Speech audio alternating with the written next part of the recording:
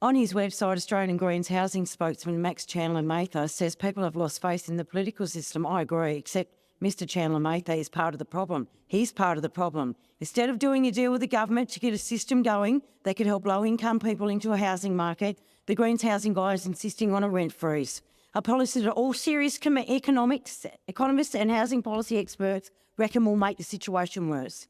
Max Chandler-Mather is often on TV banging on about wanting to stop single mums from being evicted. Then why does his housing policy propose a rent cap at $90 more per week than the maximum parenting payment available to single mothers? And his idea of what is affordable is totally out of touch. Chandler-Mather's housing policy says that rents for public housing could be capped at 25% of the national household income. The latest figures put that at just $120,000 a year, $200 more than a rate of a job seeker. What a joke. You know the Greens' problem? Most of them have no idea what it's like to struggle on low income, let alone being a single mum. I don't know what it's like to be on public housing waiting list, and Max Chandler-Mather has zero idea what it's like to be a single mother on a low income. The Greens pretend to be a voice for working people. What a big stream pile of BS that is. The Deputy Leader of the Greens, Senator Faruqi, also loves to bang on about affordable housing, but she's a wheeler and dealer of investment properties. She even had plans to bulldoze 20 gum trees at one of her properties. How un-Australian to cut down koalas' homes. And if the Greens really wanted to help Australians get a roof over their head, they would pull their collective energies... Senator Lambie, there's a point of order.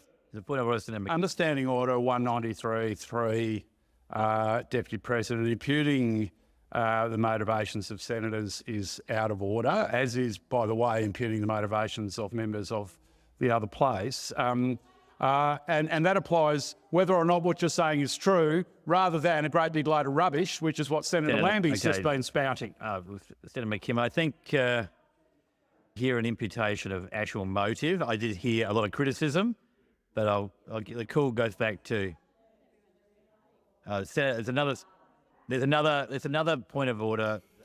On a separate point of order, interjections are disorderly, and Senator Lambie has been delivering her speech, and during the entire time Senator McKim has been interjecting. Anyway, Senator Lambie, you have the call. Thank you.